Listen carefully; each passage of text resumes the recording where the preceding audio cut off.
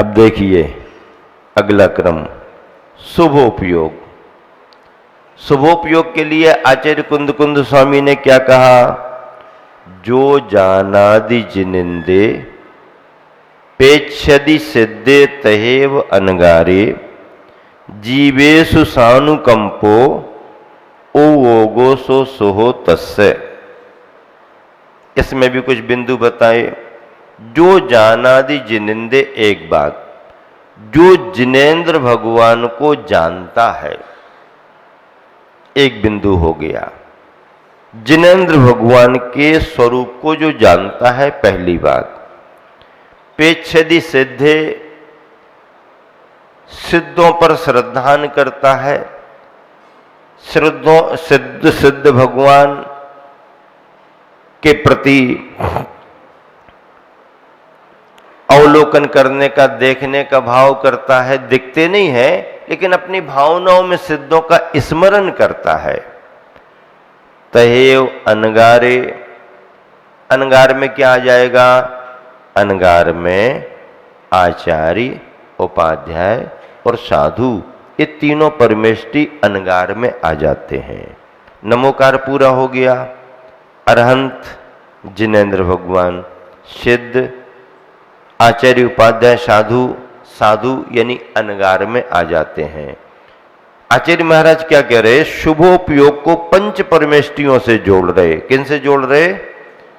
पंच परमेष्टि। परमेष्टि कौन होते हैं? जो परम पद में स्थित होते हैं वो परमेष्टि कहलाते हैं। परमेष्टि 5 होते हैं। ऐसे परमेष्टियों में 2 परमेष्टि हमारे भगवान का स्वरूप है, 3 परमेष्टि हमारे लिए गुरु का स्वरूप है, 5 परमेष्टियों की बात आ गई। जो जानादि जिनिंदे पेक्षदि सिद्धे तहेव अनगारे। अब एक और बिंदु जोड़ दिया, जीवेषु सानुकंपो। पंच परमेष्टियों के साथ में जो जीवों के प्रति अनुकंपा का भाव रखता है, दया का भाव रखता है, करुणा का भाव रखता है, अहिंसा के विचार रखता है, अहिंसा का आचरण बनाता है, उसके लिए क्या कहा? ओ वो गो सो सुहो तस्य। उसका वह उपयोग, उसके वह परिणाम शुभोपयोग के परिणाम है। शुभ है, सही है, अच्छे हैं, भला होगा, कल्याण होगा, बुरा नहीं होगा। अशुभ में तो बुरा ही होगा, शुभ में भला होगा, अच्छा होगा। मोक्ष मिले या ना मिले, लेकिन नरक तिर्यंच से बचे रहोगे। क्या? मोक्ष मिले या ना मिले शुभ से, लेकिन नरक और तिर्यंच से बचे रहोगे। शुद्ध से मोक्ष मिलता है, शुभ से मोक्ष का मार्ग प्रशस्त होता है। मोक्ष नहीं मिलता है लेकिन मोक्ष के मार्ग पर वह जीव आगे बढ़ जाता है। ये शुभ का परिणाम है। शुद्ध का परिणाम तो फिर सीधा सीधा है ही। तो जो पंच परमेष्टियों के प्रति श्रद्धा रखता है, उनके स्वरूप को समझता है और दया का भाव रखता है, करुणा, अहिंसा आदि को महत्व देता है, अनुकंपा का भाव रखता है, उसके परिणाम शुभ माने गए हैं। अब जिनेंद्र भगवान को जानता है तो कैसे जानता है? जय जिनेंद्र कर लिया, इतने में पर्याप्त हो जाएगा? नहीं। जय जिनेंद्र कह देने मात्र से पर्याप्त नहीं। मंदिर में आकर के नमस्कार कर लिया, हो गया काम? हो सकता है काम, लेकिन इतने से पर्याप्त नहीं है। अभिषेक कर लिया, हो जाएगा काम? हो सकता है, लेकिन हो जाए ये कहा नहीं जा सकता है। बैठ करके हमने माला फेर ली भगवान के सामने, हमारा काम हो जाएगा? हो सकता है, लेकिन हो जाए पक्का नहीं है। फिर कब होगा? अरहंत को आपने जाना, जिनेंद्र को आपने जाना, तो कैसे जाना? केवल नाम से जाना या उनके स्वरूप से जाना? अब आपको उत्तर देना पड़ेगा। नाम से जाना, आदिनाथ भगवान, महावीर भगवान, शांतिनाथ भगवान, चंदाप्रभु भगवान, नेमिनाथ भगवान, नाम से आप कोई भी भगवान याद कर लो। नाम का स्मरण भी कल्याणकारी है, लेकिन नाम के स्मरण के साथ साथ उसमें गहरापन और आना चाहिए। जितना जितना गहरापन आएगा, देखो एक बात मैं बार बार कहता हूं, जितना जितना भ्रम उतना उतना दुख, और जितनी जितनी स्पष्टता उतना उतना सुख। आप अपने जीवन में भ्रमित हैं, आप हमेशा दुखी रहोगे। क्यों? आप स्थिर नहीं हैं, आपके विचारों में स्पष्टता नहीं आ पा रही, आप अपने विचारों को स्थिर नहीं कर पा रहे, आप कंफ्यूज हैं। ये सही कि ये सही, ये सही कि ये सही, ये करूं कि ये करूं, ये करूं कि ये करूं, ये करूं कि ये करूं। आप अभी कंफ्यूज हैं, आपके विचारों में अभी निर्णय नहीं हो पा रहा। तो जो व्यक्ति जितना जितना भ्रमित होता है, उतना उतना वह परेशान होता है, उतना उतना वह दुखी होता है। दूसरे से नहीं, अपने से, अपने विचारों से। दूसरे से नहीं, अपने विचारों से स्वयं परेशान होता है। और जिसके विचारों में जितनी जितनी स्पष्टता आने लगी है, आप फोटो खींचते हो ना, साफ नहीं दिख रही, फिर कहते यार मजा नहीं आया। मजा क्यों नहीं आया? क्योंकि साफ नहीं। अभी आपने कैसे फोटो निकाली, क्लियर नहीं आई, क्लैरिटी नहीं आई, फिर वो थोड़ा सा अपने मोबाइल को ऐसा ऐसा उसको साफ कर लेता है, जरा अच्छे से निकालो, फिर से निकालो, फिर वो अच्छे से निकाल, अरे हां अब एकदम क्लियरिटी आ गई, साफ आ गई। तो अगर साफ आ गई, क्लियरिटी आ गई, तो आपके विचारों में कैसा लगता है? आनंद आने लगता है। अरे बहुत बढ़िया, बहुत बढ़िया, बहुत बढ़िया। तो धर्म के मामले में भी जिसके मन में जितना जितना भ्रम है, वह उतना उतना परेशान और उतना उतना दुखी है। और धर्म के मामले में, धर्म के सिद्धांतों के मामले में, धर्म के विचारों के मामले में जिसको जितना जितना स्पष्ट होता जा रहा, स्पष्ट होता जा रहा, क्लियरिटी आती जा रही है, वो उतना उतना सुखी होता जा रहा, उतना उतना उसको आनंद मिल रहा। आप रात्रि भोजन छोड़ो, चाहे पूजन करो, चाहे अभिषेक करो, चाहे स्वाध्याय करो, चाहे सामायिक करो, चाहे प्रतिमा ले लो, चाहे कोई पद्धति अपना लो, ठीक है, ये खराब नहीं है, ये सोपान है, सीढ़ियां हैं, आगे बढ़ने के रास्ते हैं। इनको करते हुए जिसके विचारों में जितनी जितनी स्पष्टता रहेगी, उसको उतना उतना आनंद आएगा। और अगर विचारों में स्पष्टता नहीं रहेगी, तो वही क्रियाएं करते हुए भी आपको उतना आनंद आने वाला नहीं है।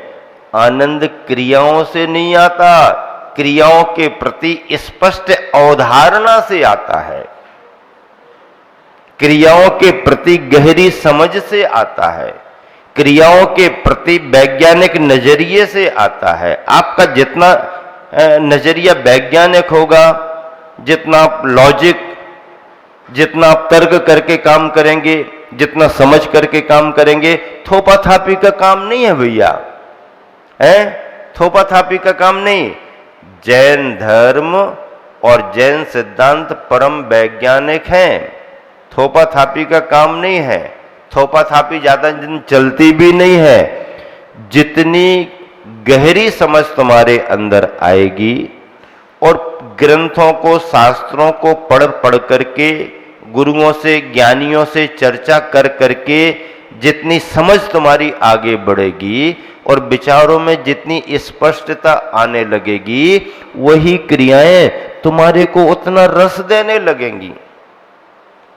रस कब आता है?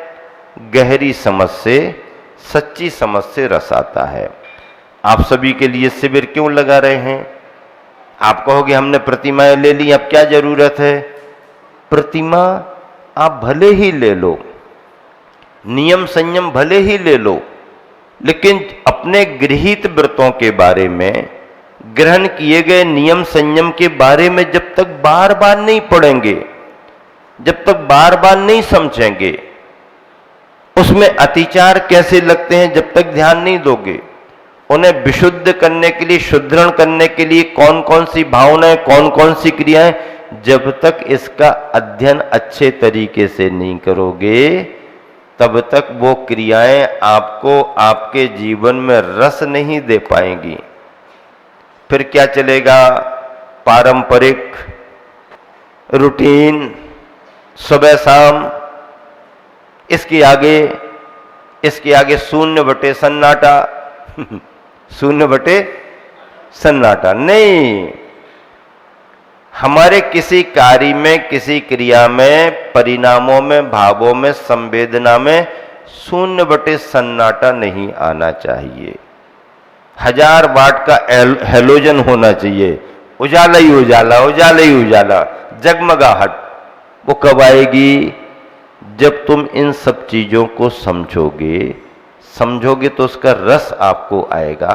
देखो, या तो इन ग्रंथों में कोई घुस नहीं पाता है, क्या हमारे बस का नहीं, हमको समझ में नहीं आता, रहने तो दो, क्या मिलेगा इनसे, ये सब कर लेंगे तो क्या होगा, मॉडर्न लाइफ है हमारी, तो हम तो आधुनिक जीवन शैली में ढले हुए हैं, हमें तो ये अच्छा लगता, वो अच्छा लगता, अपनी अपनी लाइफ स्टाइल है, आप अपना देखो, हम अपना देख। एक ही घर में 4 मेंबर 4 तरह की बात करते हैं, करते कि नहीं करते हैं? 4 ही मेंबर, लेकिन उन सबके विचार अपने अपने 4 तरह की बातें करते हैं। तुम अपना देखो, तुम अपना देखो, तुम अपना देखो, तुम अपना देखो, हमें जो पसंद है हम करेंगे, हमें जो पसंद है। मतलब आज की दुनिया में जो भी नई पीढ़ी और युवा पीढ़ी आगे बढ़ रही है, वो स्वतंत्र जीवी है, स्वतंत्र जीवी, स्वतंत्रता से जीवन जीने की भावना रखते हैं। उनका मानस ऐसा रहता है, वो किसी के बंधन में, किसी के निर्देशन में, किसी के कंट्रोल में रहना पसंद ही नहीं करते, करेंगे ही नहीं, क्योंकि समय ऐसा चल रहा है। परिणाम क्या निकलता है? अपनी अपनी लाइफ स्टाइल हो गई, मॉडर्न बनते जा रहे, आधुनिक विधाओं में ढलते जा रहे, खान पान बिगड़ रहा है, पहनने ओढ़ने के ये सभी साधन बिगड़ रहे हैं, उठने बैठने की दिनचर्या बिगड़ रही है, आदि आदि। आधुनिकता की दुहाई देख करके व्यक्ति मर्यादाओं से बाहर जा रहा है। आधुनिकता का मतलब क्या? आधुनिकता का मतलब क्या? आधुनिक कौन माना जाएगा? जो अपने रीति रिवाजों का उल्लंघन करे, सामाजिक बंधनों का, सामाजिक व्यवस्थाओं का, पारिवारिक व्यवस्थाओं का, जो पारिवारिक और सामाजिक व्यवस्थाओं का उल्लंघन करके काम करे, वो कौन माना जाता है? वो आधुनिक माना जाता है। अपन को क्या कहते हैं? बैकवर्ड। क्या कहते हैं? ये तो पुराने विचारों के लोग हैं, इनने देखा क्या है? क्या कहते हैं? ये तो पुराने विचारों के लोग हैं, इनने देखा क्या है? आज की दुनिया से इनका परिचय ही नहीं है। हम तो मॉडर्न, भैया मॉडर्न क्या क्या करके सबको मर्डर करने को जा रहे हो तुम, परंपराओं का, सिद्धांतों का, मर्यादाओं का मतलब क्या है? अरे आधुनिकता में रहो, लेकिन जो शाश्वत सिद्धांत हैं आचार विचार के, मन शांति के लिए, आत्मोन्नति के लिए, आत्मोन्मुखी होने के लिए, उनको समझो। तो MBA का कोर्स करने वाले जितना मैनेजमेंट आपको नहीं सिखा पाएंगे, हमारा श्रावकाचार, हमारे आचार्यों ने जो व्यवस्था दी है वो लाइफ मैनेजमेंट की है। आप अपने जीवन का मैनेजमेंट कैसे कर सकते हो, जरा सुनो तो, प्रतिमाओं को समझो तो। प्रतिमाएं तुम्हारे ग्रस्त पारिवारिक जीवन का मैनेजमेंट करती हैं। कितने अच्छे तरीके से, बेहतर तरीके से आप अपनी जिंदगी जी सकते हो। भागा दौड़ी का जीवन है, तनाव भरा जीवन है, सभी डिप्रेशन में जा रहे हैं। कोई व्यापार से परेशान, कोई स्वास्थ्य से परेशान, कोई परिवार से परेशान, अर्थव्यवस्थाओं से परेशान। इन सब परेशानियों की जिंदगी में आप सुकून महसूस कैसे कर सकते हैं, शांति महसूस कैसे कर सकते हैं, आप अपने मानस को कैसे स्थिर कर सकते हैं, मना शांति कैसे प्राप्त कर सकते हैं, आप अपनी आत्मा की उन्नति कैसे कर सकते हैं। जीवन जीने का बेहतरीन तरीका है भैया, प्रतिमाओं का विज्ञान अपना जीवन आनंदमय बनाने का बेहतरीन तरीका है। लोग आते हैं, जन्म लेते हैं और निराश होकर के चले जाते हैं। हर आदमी संसार में हंस करके कोई नहीं जाता है, रोते धोते जाता है, निराश होकर के जाता है, जाना चाहते ही नहीं है, मजबूरी में जा रहा है। इसलिए आप कैसे जीने की कला दुनिया ने सिखाई है, सभी समुदाय ने सिखाई, लेकिन जीने के साथ अच्छे से मरने की कला तो जैन दर्शन ने ही सिखाई है। हंस हंस करके, प्रसन्न चित्त होकर के कैसे अपने जीवन का उपसंहार किया जाए, ये कला कौन सिखाता है? ये कला जैन दर्शन, प्रतिमा विज्ञान।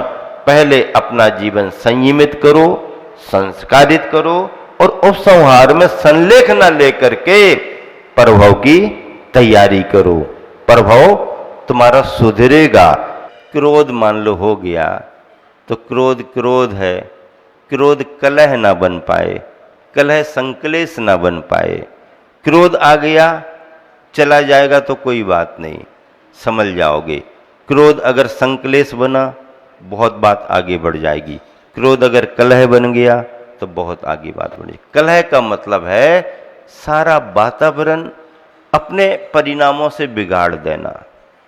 3 प्रकार का भोजन, तामसिक, राजसिक और सात्विक। तामसिक का मतलब है बहुत मिर्च मसालेदार, तामसिक उन्माद की प्रवृत्ति, नशीली चीज़ें, ये तामसिक। राजसिक का मतलब है थोड़ा सा राजा रजवाड़े का अच्छा भोजन है, गरिष्ठ वरिष्ठ भोजन, ये राजसिक। और सात्विक जो सहज भोजन होता है, कुलीन भद्र परिणामी सदाचारी वृत्ति लोग जो भोजन करते हो, सात्विक भोजन कहलाता है। शेष चर्चा आगे करेंगे।